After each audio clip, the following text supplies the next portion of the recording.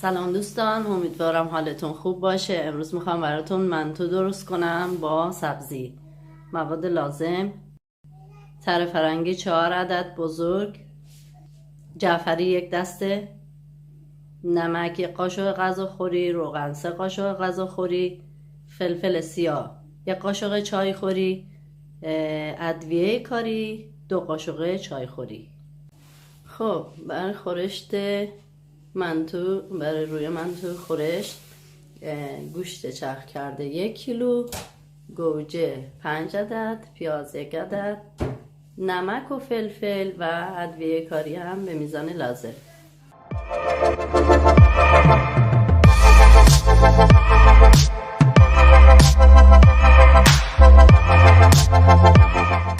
خب دوستان، ما الان مواد این سبزی رو مخلوط میکنیم. اول روغن رو بهش اضافه میکنیم، بعدش نمک،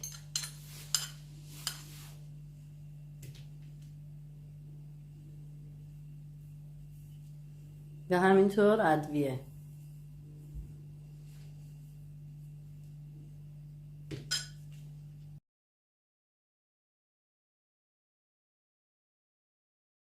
اینا رو خوب با هم دیگه مخلوطش میکنیم و میذاریم کنار. خب دوستان، الان میخوام خمیر انجام بدیم و این خمیر منتو رو ما 1 عدد تخم مرغ که داشتیم اول میشکنیم داخلش و 1 قاشق غذاخوری روغن داخلش میریزیم و همینطور نمک و آب گرم بهش اضافه میکنیم. البته آب گرم کم کم اضافه میکنیم، یعنی در حد نیازمون. یه مقدار همش میزنیم و الان آرد بهش اضافه میکنیم.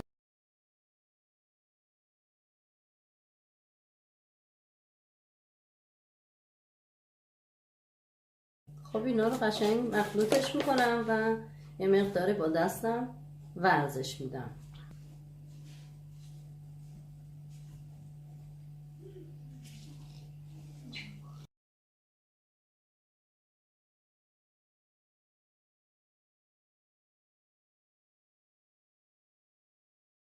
خب من اینو 5 دقیقه با دستم ورز دادم و میذارم یه جایی تقریبا 10 دقیقه یه رو استراحت بکنه خمیر و مراحل بعدی رو انجام میدیم. خب برای درست کردن خورشت منتو یه مقدار روغن میریزم داخل قابلمه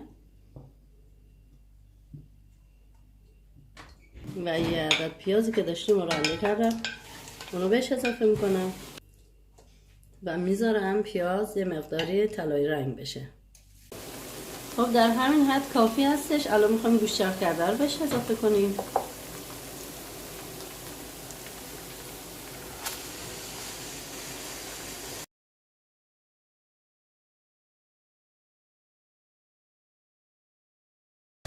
خب الان ادویه رو اضافه میکنیم: نمک،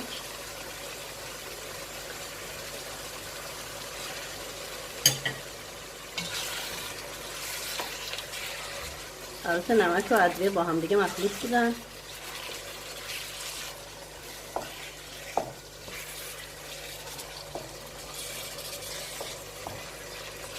اینا رو یه مقدار سرخش میکنیم. بعد من یادم رفت بهتون بگم 1 قاشق غذاخوری رب گوجه هم بهش اضافه میکنم.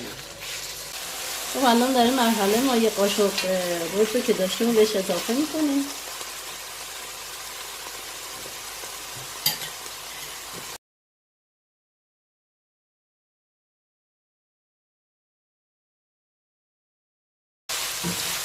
و همینطور گوجه پوچ شده.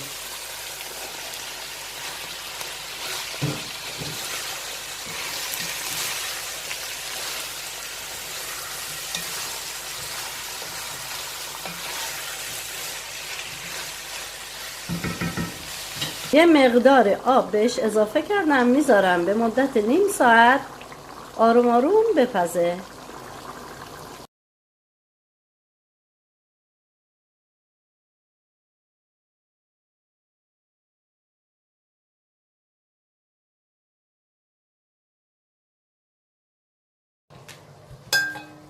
طوری خمیر رو باز میکنیم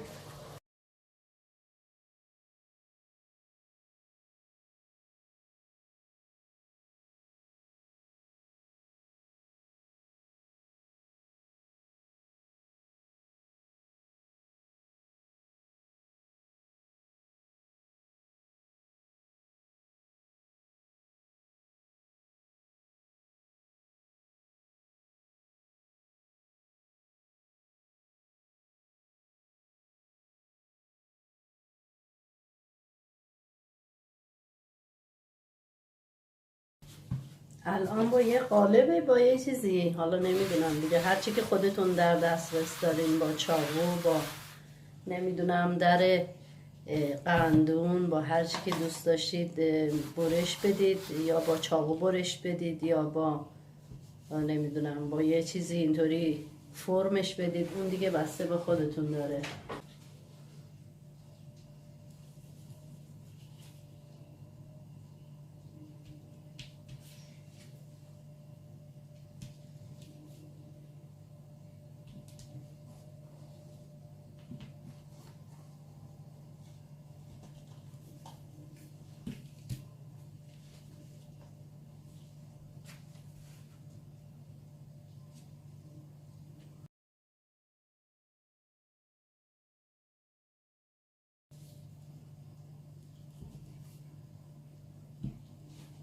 خب الان از این مواد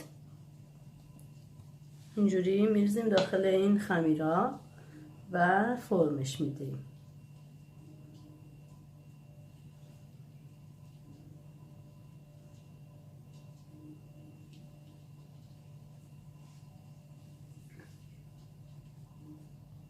به این شکل.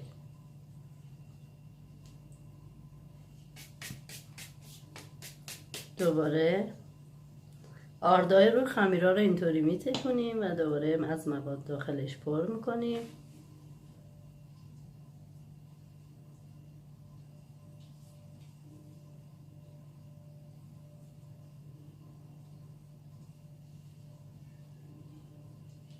به این شکل.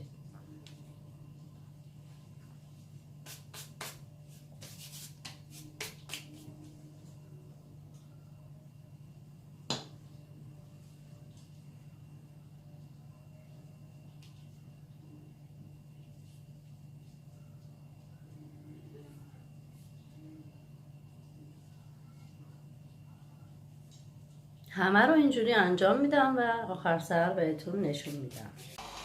خب من این قابلمه رو گذاشتم رو حرارت گاز، آب جوش داخلش ریختم و الان میبینید که در حال قل زدن هستش و این منتوهایی که آماده کردیم رو میذاریم به مدت نیم ساعت الا 40 دقیقه بپزه با حرارت بالا.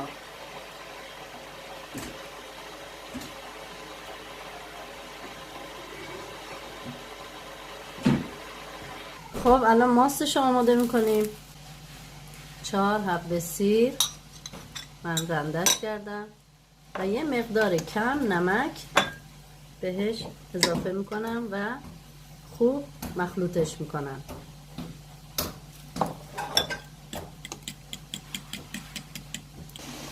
خب منتوی ما آماده شده، میخوایم بکشیم داخل بشقاب و بهتون نشون بدم.